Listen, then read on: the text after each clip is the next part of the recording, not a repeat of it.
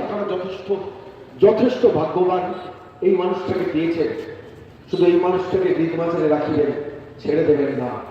অনুশোচনা হবে কিন্তু বহুদিন বাদে, আজ নয়, আজ থেকে অনেক বছর বাদে যদি ভুল জগদ্দলের মানুষ করেন। কিন্তু জগদ্দলের মানুষ ভুল করবেন না এই বিশ্বাস এবং প্রত্যয় নিয়ে আমি আজকে আপনাদের সামনে কয়েকটা প্রশ্ন করব। আচ্ছা বলুন তো, পশ্চিমবঙ্গের বাইরে কি জগদ্দল? প্রশ্ন করবেন না আপনারা নিজেদের? কেনই জঙ্গলের রাজত্ব পশ্চিমবঙ্গে রাখবেন? কেন আজকে কথায় কথায় তোলাবাজি, সিন্ডিকেট, ঘুষ? কেন এই পরিবেশ পরিস্থিতি হবে? কেন শিক্ষিত বেকার আজকে বাংলা ছেড়ে বাইরে চলে যাবে? কেন জগদ্দলের ছেলেমেয়েরা আজকে বাংলার বাইরে, গুজরাট, রাজস্থান, হরিয়ানা থেকে চাকরি করবে? প্রশ্ন করবেন না শুধুমাত্র তৃণমূল কংগ্রেস করলে তবে চাকরি হবে, এই পারসেপশন থেকে জগদ্দল বেরিয়ে আসতে পারে না। আমি বলছি, আমার বিশ্বাস, আমি জ্যোতিষী নই, ভবানীপুর বেরোবে। এবার ভবানীপুর কিন্তু পরিবর্তন হবে, তাহলে জগদ্দল হবে না কেন? হতেই হবে জগদ্দলকে। তার কারণ একটা পরিবর্তনের বাংলার গন্ধ কিন্তু আকাশে বাতাসে নয়, মাটিতে রয়েছে। আচ্ছা ভাবুন তো, আমি আজকের দিনে দাঁড়িয়ে বলছি, গত 15 বছর ধরে পশ্চিমবঙ্গে একটা ভারী শিল্প হয়নি কেন? টাটাকে আপনি মেরে তাড়িয়েছেন, ভেঙে গুঁড়িয়ে গিয়ে তাড়িয়ে দিয়েছেন। আজকে একটা পশ্চিমবঙ্গের মাটিতে একটা জামশেদপুর সিটি হতে পারতো না? একটা এখানকার শিক্ষিত ছেলে মেয়েগুলো যারা তিল তিল করে নিজেদের বাবা মার পরিশ্রমে, অর্থে, শ্রমে বড় হয়েছেন, সেই ছেলেমেয়েরা এই পশ্চিমবঙ্গের মাটিতে একটা জামশেদপুর সিটি খুঁজে পেতে পারতো না? পাশের রাজ্য অসম 2021 সালে নির্বাচন হলো, সেখানে হেমন্ত বিশ্ব শর্মা সরকারের ক্ষমতায় গেলেন, আর এই পশ্চিমবঙ্গে মমতা বন্দ্যোপাধ্যায় সরকারের ক্ষমতায় গেলেন। আমরা কি দেখলাম? আমরা এই পশ্চিমবঙ্গের মাটিতে গত 15 বছর ধরে টাটাকে ফিরে আসতে দেখলাম না। পাশের রাজ্য অসম, ওই সালে 2021 নির্বাচন হলো, হেমন্ত বিশ্ব শর্মা সরকার এলেন, সেখানে সেমিকন্ডাক্টর চিপের কারখানা তৈরি করলেন ওই রতন টাটাকে ধরে। পশ্চিমবঙ্গের মানুষ যখন রতন টাটাকে দাঁড়িয়েছিল, আজকে 22,000 টাকা ন্যূনতম স্যালারি, 28,000 কর্মসংস্থান হেমন্ত বিশ্ব শর্মা নরেন্দ্র মোদীকে দিয়ে এনশিওর করিয়েছেন অসমের মাটিতে। একই দিনে দেখুন, যেদিকে মমতা নির্বাচিত হয়েছেন, ঠিক সেই সময়, যে সময় মমতা বন্দ্যোপাধ্যায় নির্বাচিত হয়েছেন, ঠিক একই সময় হেমন্ত বিশ্ব শর্মা নির্বাচিত হয়েছেন। আচ্ছা বলুন তো, এর পরের পার্টটা বলুন, একটু ভেবে দেখুন তো। পাশের রাজ্য, বেশি দূরে যেতে হবে না, বেশি দূরে যেতে হবে না, কাছে মানে এখান থেকে খুব বেশি দূরত্ব নয়, উত্তরপ্রদেশ। সেখানে সেমিকন্ডাক্টর চিপ, সেখানে চিপ কারখানা, সেখানে স্যামসাং এর কারখানা। চীন থেকে বার্তারি গুটিয়ে দিল, সারা ভারতবর্ষের 6টা রাজ্যকে বাছাই করলো কোথায় যাবে। তারা বাঁচলো সেই রাজ্য উত্তরপ্রদেশ রাজ্য, যাকে যোগী রাজ্য বলে আমরা সকাল বিকেল দুপুর গালিগালাজ করি। কয়েক হাজার ছেলেমেয়ের কর্মসংস্থান হলো ওই নয়ডা। পশ্চিমবঙ্গ মানচিত্রের মধ্যে এলোই না। আমি খোঁজ নিয়েছিলাম যে সেমিকন্ডাক্টর চিপ নয়, স্যামসাং এর কারখানার জন্য পশ্চিমবঙ্গ তাদের বাছাইয়ের তালিকায় পশ্চিমবঙ্গ কত দূরে ছিল? 17তম স্থানে ছিল। অর্থাৎ শিল্পপতিদের দৃষ্টিভঙ্গিটা এখানে পশ্চিমবঙ্গ সম্বন্ধে। মোহন চরণ মাঝি, পাশের রাজ্য উড়িষ্যা, সাম্প্রতিককালে আপনারা জানেন গত 1-1.5 বছর আগে নির্বাচিত হয়েছে। তিনি পশ্চিমবঙ্গে কলকাতার মাটিতে এসে নভেম্বর মাসে শিল্প সম্মেলন করে গেলেন। 4.5 ঘন্টায় 1 লক্ষ কোটি টাকার ব্যবসায়িক বিনিয়োগে এনশিওর করে উড়িষ্যায় ফিরে গেলেন। আজকে পশ্চিমবঙ্গের ছেলেমেয়েরা যাচ্ছে উড়িষ্যায় কাজ করতে। পশ্চিমবঙ্গের চিকিৎসা ব্যবস্থা নাকি এত ভালো, আজকে ভুবনেশ্বরে এমসে আমাদের মানুষজনকে চিকিৎসা করতে হয়। কেন? কিসের জন্য? নবীন পট্টনায়ক, তিনি তো অবিজেপি মুখ্যমন্ত্রী ছিলেন, তিনি সেই উড়িষ্যার মাটিতে 1 লক্ষে যাওয়ার আগে 23 বছর রাজত্ব করার পর 1,57,000 কন্ট্রাকচুয়াল কর্মীকে পার্মানেন্ট করে দিয়েছে। আর এই পশ্চিমবঙ্গের সমস্ত সরকারি অফিসগুলো দেখুন কন্ট্রাকচুয়াল, সমস্ত। আপনি পুরসভায় যান, কন্ট্রাকচুয়াল। আপনি থানায় যান, যে থানাতে 1/3 স্টাফ নিয়ে পুলিশ চলছে, এরা যে পুলিশের ভ্যাকেন্সি কত? 2,69,000 পুলিশের রিক্রুটমেন্ট দরকার। পুলিশের আমার বলছি না, আমি হিসেবটা বলছি, পুলিশের ইন্টারনাল হিসেব। সেখানে পুলিশ চলছে কত জন নিয়ে জানেন? 1,07,000 নিয়ে। তাহলে থানাগুলো চলছে কিভাবে? এই রাজ্যে এই মুহূর্তে সিভিক ভলেন্টিয়ারের সংখ্যা হচ্ছে 1,24,000। গ্রিন পুলিশ, অন্যান্য পুলিশ মিলিয়ে কোন রকমের ঠেকো দিয়ে থানাগুলো চালাচ্ছে। কেন? পার্মানেন্ট স্টাফ চাকরি করতে পারে না? হোক না তৃণমূল কংগ্রেসের ঘরের ছেলেরা কনস্টেবল হোক না, অসুবিধা কোথায়? 11,000 টাকা দিয়ে সিভিক ভলেন্টিয়ারকে দিয়েছেন, যেখানে ন্যূনতম একজন কনস্টেবলের মাইনে মিনিমাম 24 থেকে 34,000 টাকা। কেন পশ্চিমবঙ্গ পারবে না? আজকে দিনে দাঁড়িয়ে, এই মুহূর্তে দাঁড়িয়ে পাশের রাজ্য ঝাড়খণ্ডের কথা ভাবুন, সেখানে তো অবিজেপি সরকার। দিনের শেষে কিন্তু তারা নিজের ভালোটা বুঝে। আর এই রাজ্য পশ্চিমবঙ্গ সর্বত্র সবসময় 34 বছরের বাম রাজত্বে আমরা দেখেছি কেন্দ্র বিরোধিতা, এখনো সেই হিসেবে চলবে। গত 15 বছর ধরে কেন্দ্র বিরোধিতা করতে করতে কোথায় গিয়ে পৌঁছেছি? আজকে সারা ভারতবর্ষের মধ্যে সব থেকে বেশি বিদ্যুতের দাম পশ্চিমবঙ্গে মেটাবে। সারা ভারতবর্ষের মধ্যে সব থেকে বেশি তেলের দাম, পেট্রোলের দাম, ডিজেলের দাম এই রাজ্যে বেশি হয়। কেন? কিসের কোন অপরাধ? আজকে অসংখ্য শিক্ষিত বেকার। এক 1 মার্চ 8 মার্চ স্কুলের গ্রুপ সি গ্রুপ ডি পরীক্ষায় বসলো 16 লক্ষ পরীক্ষার্থী। 16 লক্ষ পরীক্ষার্থী বসলো। তারা কেউ কেউ MMS MCOM পাস ছেলে একটা স্কুলের সুইপারের পদের চাকরির জন্য সেও অ্যাপ্লাই করছে। ভ্যাকেন্সি কত? 63,000-এর উপর ভ্যাকেন্সি। সরকার অ্যানাউন্স করলো কত? 8,200 সামথিং। কেন? বাকি রিক্রুটমেন্ট করবেন না কেন? আপনি হাসি মুখের বিজ্ঞাপন দিয়ে সংবাদপত্রগুলোকে কিনবেন, এক একটা আদালতে আইনজীবীদের পেছনে খরচা করবেন। আপনারা জানেন, সে নিয়ে আমরা কথা বলি না। একটা উদাহরণ দেবো। আমি পানিহাটি থেকে এসেছি। পানিহাটিতে আপনারা জানেন অভয়ের মা প্রতিদ্বন্দ্বিতা করছেন। জেনে রাখুন, যারা এই রাজ্যের মানুষ আপনারা জেনে রাখুন, জগদ্দলের মানুষ আমার হাতে, আমি তথ্য ঘাটতে ভালোবাসি বলে বলছি। এরা কারা? এই তৃণমূল দলটা কাদের নিয়ে চলছে? অভয় হত্যাকাণ্ড মনে আছে? 31 বছরের ডাক্তার কন্যাকে PTM এর নৃশংসভাবে অত্যাচার করে খুন করেছিল, আর তার মাকে আজকে নির্বাচনে দাঁড়াতে হচ্ছে প্রতিবাদ করার জন্য। সেই অভয় হত্যাকাণ্ডে জাস্টিস চন্দ্রচূড় তিনি সুমোটো আদালতে মামলাটা নিয়েছিলেন শুনানির জন্য। আপনারা জানেন, আমি বলার কিছু নেই। জগদ্দলের মানুষ মাইক্রোফোনে যাদের কাছে আওয়াজ কানে যাচ্ছে তারা সবাই জানেন। 2024 সালের অগাস্ট মাস থেকে নভেম্বর মাস পর্যন্ত 6টা হিয়ারিং হয়েছিল। কতজন আইনজীবী রাজ্যের পক্ষে দাঁড়িয়েছিলেন? সব মিলে 30 জনের উপর আইনজীবী দাঁড়িয়েছিলেন। তার নেতৃত্ব কে দিয়েছিলেন? কপিল সিবালের মতো আইনজীবীকে দাঁড় করিয়েছিলেন। কেন দাঁড় করিয়েছিলেন? ওই 31 বছরের অভয়া ডাক্তারকে তো আপনি হত্যা করেননি মমতা বন্দ্যোপাধ্যায়। আপনার কথা অনুযায়ী সঞ্জয় রায় একজন সিভিক ভলেন্টিয়ার হত্যা করেছে। তাহলে আপনি কি প্রোটেক্ট করতে গিয়েছিলেন? কেন প্রোটেক্ট করতে গিয়েছিলেন? আমি দেখাচ্ছি আপনাদের কাছে, আপনারা চাইলে আপনার ফোন নাম্বার নেবেন, আমি পাঠিয়ে দেবো। কপিল সিবালের জন্য 6টা দিনে 1,30,00,000 টাকা খরচা করেছে। আমার কাছে বিলগুলো আছে, আমি নবান্ন থেকে বার করেছি। 1,30,00,000 একজন আইনজীবীর পেছনে একটা সরকার কি অন্ধকার আড়াল করতে খরচা করেছিল। শুধু অভয় হত্যাকাণ্ডে 6 দিনের জন্য নবান্ন থেকে 15 কোটি টাকার উপর খরচ হয়েছিল। ভাবতে পারেন, প্রতিদিন আদালতে যায় 1 কোটি 2 কোটি 3 কোটি টাকা নিয়ে খরচা করে। আইপ্যাক মামলাতে কাঁধে কাঁধে দাঁড় করছে। কখনো শ্যাম দিওয়ান, কখনো মেনকা গুরুস্বামী, কখনো কপিল সিবাল, কখনো মনু সিংভি, কল্যাণ বন্দ্যোপাধ্যায়, সবাইকে দাঁড় করে দিয়েছেন। 25 জন 30 জন আইনজীবী দাঁড় করেছে। প্রতিদিন যেদিন সুপ্রিম কোর্টে মামলা হয় 1.5 কোটি 2 কোটি 3 কোটি টাকা খরচা হয়। আচ্ছা, এই টাকাটা দিয়ে তো এখানকার মিউনিসিপ্যালিটি কন্ট্রাকচুয়াল কর্মীদের পার্মানেন্ট করা যায়। এই টাকা দিয়ে দেবো মিউনিসিপ্যালিটিতে যাদের 12 দিন, যার 12 দিন কাজ দিয়ে বাকি দিন বসিয়ে রাখছেন, তাদের সারা মাস কাজ দেওয়া যায়। এই টাকা দিয়ে তো যাদের পেনশন বাকি থাকে সেই পেনশনগুলোকে দেওয়া যায়। দেওয়া যায় না? বলুন তো মুখে হাত দিয়ে। এই জগদ্দলের মানুষ আপনাদের একটু সুস্থভাবে ভালোভাবে বাঁচতে ইচ্ছে করে না? কিভাবে বেঁচে আছেন আপনারা জানেন? ইতিহাসগুলো নিয়ে তথাকথিত সংবাদ মাধ্যম, সংবাদপত্র গোষ্ঠী কাজ করে না।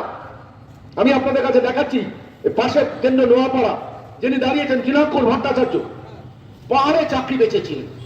আমি বলছি না, রাজ্য সরকার প্রাপ্ত বসু দপ্তর FIR করেছিল।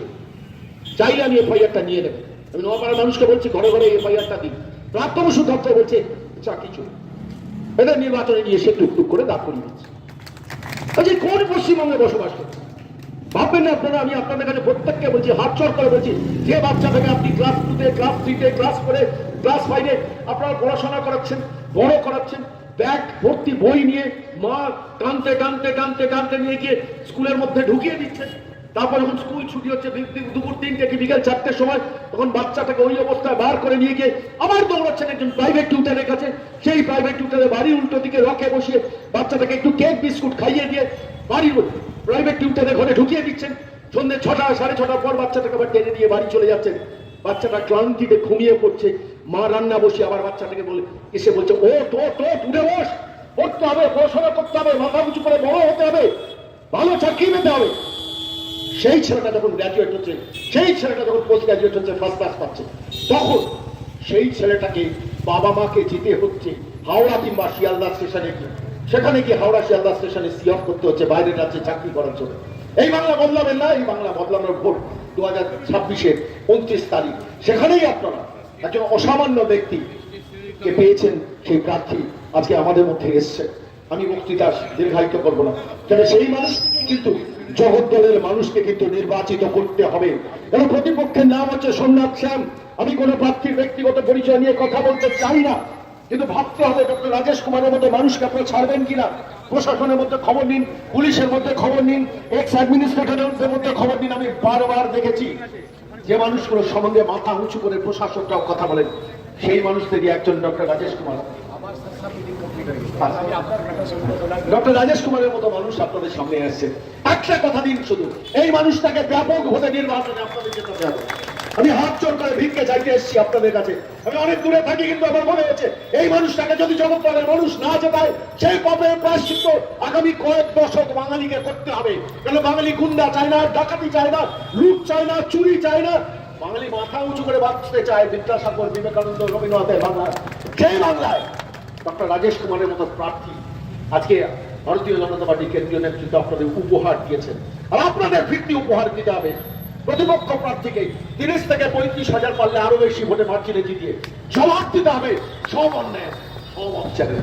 উনি বলছেন আমাকে আরো কথা বলতে, আমি শুধু আপনাদের কাছে স্বনির্বন্ধভাবে অনুরোধ করবো। দেখুন, আমি রাজনৈতিক কর্মী নয়, আমি সমাজকর্মী। আমি যত বিশ্লেষণ করছি, যত অন্বেষণ করছি, যত খোঁজ নিচ্ছি, অবস্থা কিন্তু ভয়াবহ।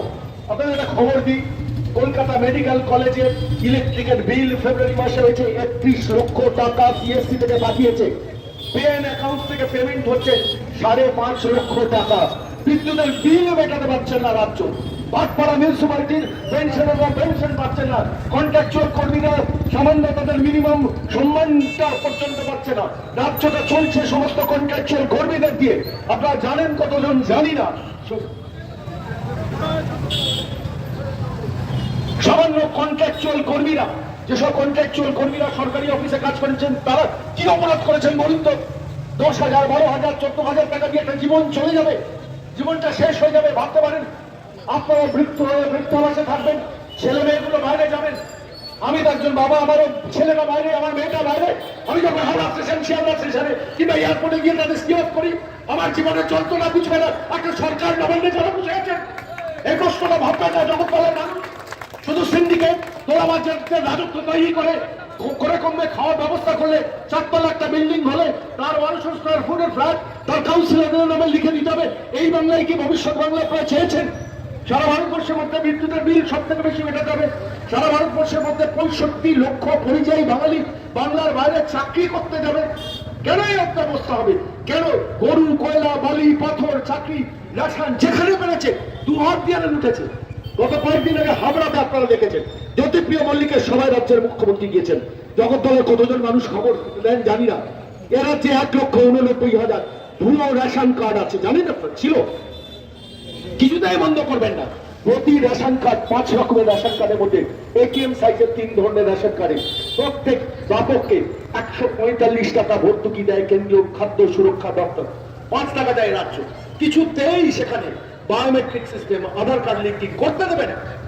শেষ পর্যন্ত কেন্দ্রীয় সরকারকে খাদ্য সুরক্ষা দপ্তর থেকে সুপ্রিম কোর্টে মামলা করতে হলো। সারা ভারতবর্ষে এতগুলো রাজ্য আছে। অরবিন্দ কেজরিওয়াল তখন মুখ্যমন্ত্রী দিল্লি, তিনিও রাজি হননি। পরবর্তীকালে তিনিও রাজি হয়ে গেলেন। শেষ পর্যন্ত আমরা কি দেখলাম? একমাত্র পশ্চিমবঙ্গ ছাড়া সারা ভারতবর্ষ বায়োমেট্রিক সিস্টেম চালু করে ভুয়ো রেশন কার্ড বাতিল করে দিল। পশ্চিমবঙ্গ রাজি হচ্ছিল না। কেন্দ্রীয় সরকারকে গিয়ে সুপ্রিম কোর্টে মামলা করতে হলো, এবং মামলা করার পর সুপ্রিম কোর্টের বিচারপতি নির্দেশ দিলেন 15 দিন সময় দিচ্ছি নবান্নকে। তার মধ্যে take your decision and let us know, will take the final call. 7 দিনের মধ্যে বাদ বলে নবান্নকে সঙ্গে সঙ্গে দিয়ে দিল বায়োমেট্রিক আমরা রাজি স্যার। তারপর 3 বছরের মধ্যে দেখলাম বালু গ্রেফতার হলো। 1,89,00,000 ভুয়ো রেশন কার্ড। ভাবুন এবার, আমি অঙ্কে খুব কাঁচা। আমি অঙ্কটা করতে গিয়ে আমি দেখছিলাম যে 1,89,00,000 ভুয়ো রেশন কার্ড মাল্টিপ্লাই, মানে তার মধ্যে প্রায় 95% কেন্দ্রীয় সরকারের। প্রতি রেশন কার্ডে 145 টাকা ভর্তুকি। গুণ করে কত হাজার কোটি টাকা দিনে খেয়েছে, মাসে খেয়েছে একটা সরকার, একটা রাজ্য, একটা চোরেদের দল। আর তারপরে রাজ্যের মুখ্যমন্ত্রী কি বলছেন কি, আমরা সবাই বালু আমার দলের সাংঘাতিক ভালো অ্যাসেট, ভীষণ ভালো কাজ করেছে। তো যদি ভীষণ ভালো অ্যাসেট হয়ে থাকেন, তাহলে খাদ্য দপ্তর থেকে সরিয়েছিলেন কেন আপনি 2021 নির্বাচনের পর? আর তারপর বালু মালিককে আপনি সার্টিফিকেট দিচ্ছেন, আবার বলছেন কি 1,50,00,000 ভুয়ো রেশন কার্ড বেরিয়েছিল, বালু ধরেছিল, জানেন? আর এটা কে খাচ্ছিল টাকাটা জানেন? ওই 85 কে। আচ্ছা বলুন তো জগদ্দলের মানুষ, আপনি যদি তৃণমূল করেন, আপনি যদি সিপিএম করেন, আমি আপনাদের কাছে জিজ্ঞেস করছি যে বলুন তো 2011 সাল থেকে 2023 সাল পর্যন্ত রেশন কার্ডের ভুয়ো রেশন কার্ডের টাকা খাওয়ার ক্ষমতা 85 বিবের আছে, ওর কথায় 85, ওর বাড়ির বাচ্চাটা হয়তো খিলখিল করে হাসবে, আর মানুষকে বোঝাচ্ছেন, গেলাচ্ছেন, হিপনোটাইজ করছেন। হিপনোটাইজ করতে করতে করতে করতে বাঙালিকে হিপনোটাইজ করে 1,500 টাকা ভাতা এসে দাঁড় করিয়েছেন। আচ্ছা বলুন তো, আমি প্রশ্নটা করছি, আমি আপনাদের কাছে প্রশ্ন করছি, আমি একজন সমাজ কর্মী হিসেবে প্রশ্নটা করছি। আপনাকে 1,500 টাকা দিচ্ছেন, আপনার ছেলেকে 1,500 টাকা দিচ্ছেন, আপনার মেয়েকে 1,500 টাকা দিচ্ছেন, আপনি খুশি তো? 8 ঘন্টা 1,500 টাকা খরচা হতে পারে। একজন ডাক্তার এসে দেখাতে গেলেন 500-600 টাকা, ওষুধ কিনলেন 1200 টাকা, আপনি 1,500 টাকা তৃণমূলকে ভোটটা দেন। আচ্ছা, আপনি চাকরি চান না, আপনি কর্মসংস্থান চান না, আপনি ব্যবসা চান না, আপনি বিনিয়োগ চান না, আপনি বড় শিল্প চান না, আপনি একটা স্থায়ী চাকরি চান না, নাকি কন্ট্রাকচুয়াল চাকরি চান? আমাকে এইটা বারবার ভাবায়, 1,500 টাকা দিয়ে কাকে কিনছেন? 2012-13 সাল রাজ্যের মুখ্যমন্ত্রী 45,000 ইমাম মুয়াজ্জেমের জন্য অ্যালটমেন্ট করেছিলেন। কত টাকা? 2,500 টাকা পাবে। আদালতে মামলা হলো, তখন ওয়াকফ বোর্ডের মধ্য দিয়ে সেটাকে করানো হলো, মনে আছে? আচ্ছা, তখন এরা যে কোনো পুরোহিত থাকতো না, তাই তো?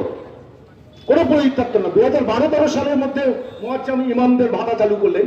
2019-এর ইলেকশনের আগে 2018-তে মনে পড়লেন, আরে আমার হিন্দু ভোট চলে যাচ্ছে, আমি এবার পুরোহিত ভাতা চালু করব। বেশ, চালু করলেন। কজন? কত টাকা? 1,000 টাকা। আচ্ছা, ইমামদের পেট আছে, আমি সাম্প্রদায়িক কথা বলতে চাই না, এই কথাগুলো বললেই আমি নাকি সাম্প্রদায়িক হব। ইমামদের পেট আছে, পুরোহিতের পেট নেই। মানুষ কেন বিজেপির পাশে এসে দাঁড়াচ্ছে? এই এক চোখা দৃষ্টির জন্য। আপনি ইমাম মুয়াজ্জেমদের জন্য 2,500 টাকা মাসিক ভাতা করলেন, আর যখন পুরোহিত হলো সেটা 1,000 টাকা। এবং শুনলে অবাক হয়ে যাবেন, এ রাজ্যে 4টে রেজিস্টার্ড পুরোহিতদের সংস্থা আছে। আমি তাদের প্রধানদের সঙ্গে কথা বলেই বলছি, এ রাজ্যে রেজিস্টার্ড পুরোহিতের সংখ্যা 8,60,000-এর ওপর। রেজিস্টার্ড পুরোহিত, আনরেজিস্টার্ড ছিলেন। এদের মধ্যে কতজন পুরোহিত ভাতা পান জানেন? 8,000 ভাতা। এবার 8.5 লক্ষর মধ্যে আপনি 8,000 পুরোহিতকে বাছাই করলেন, তাদের দিচ্ছেন কত? 1,000 টাকা। ইমাম মুয়াজ্জেমদের কত? 2,500 টাকা। এরপরে যদি পুরোহিতটা খেতে ওঠে, তখন তিনি সাম্প্রদায়িক, তাই তো? আচ্ছা, ওই পুরোহিতের যে মেয়েটা বাড়িতে বড় হচ্ছে, সারাদিন পুজো আচ্ছা করার পর বাড়িতে ফিরে গিয়ে যখন সেই ছেলেটা আসবে, সেই মেয়েটাকে বড় করছেন, তার ছেলে মেয়েকে বড় করছেন, মাস্টার ডিগ্রি করাচ্ছেন। আচ্ছা, সেই পুরোহিতের ছেলে বা পুরোহিতের মেয়ে যোগ্যতার ভিত্তিতে একটা চাকরি পাওয়ার অধিকারটা নেই? আমাকে এইটা বারবার ভাবায়, বিশ্বাস করেন। আপনি পুরোহিত ভাতা দিয়ে আপনি ভোট চাইছেন, আপনি পুরোহিতের ছেলে মেয়েকে চাকরি দেবেন না কেন? ভাই, কিসের জন্য এই বিচারিতা? কেন বাংলার মাটিতে হবে? কেন বাংলার মাটিতে দাঁড়িয়ে একজন রাজ্যের মুখ্যমন্ত্রী দাঁড়িয়ে ঈদের নামাজের অনুষ্ঠানে বলবেন বিজেপি প্রবর্তিত হিন্দু ধর্ম গঙ্গা ধর্ম? বলতে সামান্য লজ্জা বোধ একবার হলো না যে আমি রাজ্যের মুখ্যমন্ত্রী? এ রাজ্যে তো মুখ্যমন্ত্রী ছিলেন প্রফুল্ল ঘোষ, বিধানচন্দ্র রায়, প্রফুল্ল সেন, অজয় মুখোপাধ্যায়, সিদ্ধার্থ শঙ্কর রায়, জ্যোতি বসু, বুদ্ধদেব ভট্টাচার্য। কোন মুখ্যমন্ত্রী তো দলমতের উপরে ছিলেন? কোন মুখ্যমন্ত্রী তো ঈদের নামাজের অনুষ্ঠানে গিয়ে কথাটা বলতে হয়নি? কেন এই রাজ্যের মুখ্যমন্ত্রীকে বলতে হচ্ছেন? এত পাপ তিনি করেছেন বলে। আচ্ছা, তার দলে যিনি বিধায়ক ছিলেন হুমায়ুন কবির, 2024 সালের 12ই ডিসেম্বর ওই মুর্শিদাবাদের মাটিতে দাঁড়িয়ে বললেন কি? বললেন যে আমরা এখানে সংখ্যাগরিষ্ঠ, চাইলে ওই 30%কে ভাগীরথীর জলে ভাসিয়ে দিতে পারি। একটা সাধারণ মানুষ কি এক্সপেক্ট করেছিল? বলেছিল যে রাজ্যের শাসক দল, যার তিনি বিধায়ক, তিনি বলবেন যে না Humayun, you can't say this. প্রতিবাদ হয়নি, একবারের জন্য তাকে সেন্সার করা হয়নি। আসলে শাসকের মস্তিষ্কে তো মন রয়েছে এটা, যে আমি এই দৃষ্টিতেই দেখবো। হুমায়ুনকে হয়তো অন্যভাবে অ্যাপ্রিসিয়েটও করেছি। সেই হুমায়ুন কবির যখন অ্যানাউন্স করছেন পশ্চিমবঙ্গের মাটিতে বাবরি মসজিদ হবে, তখন আমি ব্যক্তিগতভাবে বিশ্বাস করি মন্দির করা, মসজিদ করা কেউ কোনো রাজনৈতিক দল করলে কোনো অপরাধের কিছু নেই। কিন্তু বাবরকে ফিরিয়ে নিয়ে এসে মসজিদ করতে হবে এই পশ্চিমবঙ্গের মাটিতে, যিনি ঘোষণা করছেন তার নাম হুমায়ুন কবির, তার পরিচয় হচ্ছে তৃণমূল কংগ্রেস। 2024 থেকে 2025 মমতা বন্দ্যোপাধ্যায় তাকে বারণ করতে পারলেন না। 2025 নির্বাচনের দুয়ারে যখন এন্টায়ার পশ্চিমবঙ্গ আলোচনা করছে যে বাবরি মসজিদ কেন পশ্চিমবঙ্গে, সারা ভারতবর্ষ তো বাবরি মসজিদ হলো না, পশ্চিমবঙ্গের মাটিতে কি করে বাবরি মসজিদ হলো, তখন লোক দেখানো, সাসপেনশন, বহিষ্কার নয়। আজও হুমায়ুন কবিরকে বহিষ্কার করেননি, তিনি একটি নতুন রাজনৈতিক দল তৈরি করে বসে আছেন বাবরি মসজিদ করবেন বলে। আমি বলছি এই ব্যভিচার, এটা অন্যায় নয়, এটা ব্যভিচার হচ্ছে পশ্চিমবঙ্গের মাটিতে। ভাবতে হবে কে কাকে বসিয়েছেন কলকাতার মসজিদে? ববি হাকিমকে, যিনি বলছেন যে অন্য ধর্মে জন্মানোটা দুর্ভাগ্যে, যিনি বলছেন আর কিছুদিনের মধ্যে 50% মানুষ উর্দুতে কথা বলবেন, যিনি বলছেন যিনি ইসলাম ধর্মে জন্মগ্রহণ করেনি তারা দুর্ভাগা, যিনি দেখছেন যে কলকাতার মধ্যে একটা পাকিস্তান গড়ে উঠেছে, মিনি পাকিস্তান গড়ে উঠেছে, তার জন্য তিনি গর্বিত, সেই লোকটাকে কোন চেয়ারে বসিয়েছেন এটা জগদ্দলের মানুষও ভাবুন। যেমন সোমনাথ সেনকে জগদ্দলের কিছু মানুষ তো ভোট দিয়েছিলেন, লুটপাট করে বাকিটা জিতেছেন। সোমনাথ সেনকে বিধায়কের চেয়ারে বসিয়েছেন, সেইভাবে মমতা বন্দ্যোপাধ্যায় ববি হাকিম এই লোকটাকে যার কথা বললাম কার চেয়ারে বসিয়েছেন। দেশবন্ধু চিত্তরঞ্জন কলকাতার মহানাগরিক হয়েছিলেন, নেতাজি সুভাষ চন্দ্র বসু কলকাতার মহানাগরিক হয়েছিলেন, জ্যোতির্ময় সেনগুপ্তর মতো মানুষ কলকাতার মহানাগরিক হয়েছিলেন। যে চেয়ারে বসিয়ে ডক্টর বিধানচন্দ্র রায়ের মতো মানুষ সেই চেয়ারে গিয়ে ববি হাকিমকে বসিয়েছেন। এখানেই শাসকের রুচি এবং অভিরুচির প্রকাশ পায়। তাই জগদ্দলের মানুষকে বলবো, অনেক কথা বলার আছে, কিন্তু রাত দীর্ঘায়িত করবো না, কারণ আপনাদের প্রত্যয় বাড়ুক। আপনারা যারা বাড়ি থেকে মাইক্রোফোনের আওয়াজ যাদের কানের জানলার ফাঁক দিয়ে পৌঁছচ্ছে, ভাবুন যে ওই ববি হাকিমকে যে মমতা বন্দ্যোপাধ্যায় বসিয়েছেন কলকাতার মেয়রের পদে দেশবন্ধু চিত্তরঞ্জন দাস যে চেয়ারে একদিন বসেছিলেন, আজকে জগদ্দলের চেয়ারে এই সোমনাথ সেনকে বসাবেন কিনা। অর্থাৎ মমতা বন্দ্যোপাধ্যায় ববি হাকিমকে বসান আর এখান থেকে সোমনাথ সেন বিধায়কের আসরে যান। আর এইরকম একটা মানুষ যাকে আমি রত্ন বলি, অ্যাসেট, সেই অ্যাসেট কেন রাস্তায় রাস্তায় মানুষের কাছে বলতে হবে, আপনাদের এসে বলতে হবে যে ডক্টর কুমার আপনি বিধানসভায় যাবেন, এটা আপনাকে এনশোর করছি। এটা বলতে হবে তার কারণ ভালোভাবে বাঁচতে হবে। এই ভালোভাবে বাঁচার জন্য একটু মুক্ত অক্সিজেন দরকার। আমি দায়িত্ব নিয়ে বলছি, ডক্টর কুমারকে আমি যতটুকু চিনি, এই মানুষটা এই বাংলার মাটি থেকে নির্বাচিত হলে সিন্ডিকেট বাজ, তোলাবাজি, কমিশন, ঘুষ, আপনি বাড়ি প্রস্তাব করতে গেলে হাত পাততে তৃণমূল কংগ্রেস নেতাদের আসতে হবে, আসতে দেওয়াই যাবে না। আপনি পুলিশের কাছে গিয়ে ফিরে আসবেন না একটা সামান্য ডায়েরি করতে, এফআইআর করতে। আপনি বিচারটা পাবেন, সেই মিনিমাম জাস্টিসের জন্য ডক্টর কুমারের বিধানসভায় যাওয়া দরকার, ভীষণভাবে দরকার। আমি পশ্চিমবঙ্গের মানুষের কাছে যেমন প্রত্যেকটা কর্নারের প্রতিদিন সকাল দুপুর বিকেল আবেদন করি, আজকে আমি একজন সমাজকর্মী হিসেবে আজকে এসেছি এই কথাটা বলার জন্য যে কলকাতার মানুষ যেমন ববি হাকিমকে চায় না কলকাতার মহানগরীকে চেয়ারে বসিয়ে রাখতে, সেটা অন্যায় হয়েছে কলকাতার চেয়ারে সেই মানুষটিকে বসানো। ঠিক একইভাবে জগৎতলের মানুষের সোমনাথ সেনের মতো মানুষকে বিধায়কের পদে বসানো উচিত না। সিদ্ধান্ত আপনারা নেওয়ার মালিক, সিদ্ধান্ত নিতে হবে 29 তারিখ। ভুল যদি করেন মনে রাখবেন এই পশ্চিমবঙ্গ একদিন বাংলাদেশ হতে পারে। তার কারণ আমি সেই কথাটা বলে শেষ করবো, বহুদিন আগের কথা, মাত্র 1 বছর আগের কথা। চিন্ময় প্রভু যখন বাংলাদেশে গ্রেফতার হয়েছিলেন, এ রাজ্যের তৃণমূল কংগ্রেসরা মুখ্যমন্ত্রীকে কখন প্রতিবাদ করতে দেখেছেন? বলুন। জসিমউদ্দিন রহমানির মতো ক্রিমিনাল, যেহেতু বহু হিন্দু হত্যাকারী, যাকে উগ্র মৌলবাদী মোহাম্মদ ইউনূস যখন রিলিজ করে দিয়েছেন, তিনি বলেছেন গ্রেটার পশ্চিমবঙ্গ করতে হবে মমতা দি। বেরিয়ে এসে অত খুনের একজন আসামি বলছেন মমতা ব্যানার্জিকে আহ্বান জানাচ্ছি, বেরিয়ে আসুন ভারতবর্ষ থেকে। পশ্চিমবঙ্গ, পূর্ববঙ্গ, ঝাড়খণ্ড, উড়িষ্যার অংশ নিয়ে পশ্চিম বাংলাদেশ গড়ে উঠুক। আমি কি এক্সপেক্ট করছি একজন সাধারণ নাগরিক হিসেবে? অন্তর্রাজ্যের মুখ্যমন্ত্রী না হবে তার অধস্তন কোনো কর্মচারীদের দিয়ে, এই কোম্পানি প্রাইভেট লিমিটেড কর্মচারীদের দিয়ে বলতেন যে আমরা এটা এন্ডোর্স করি না, আমরা প্রতিবাদ করছি। করেননি, একবারের জন্য বলেননি।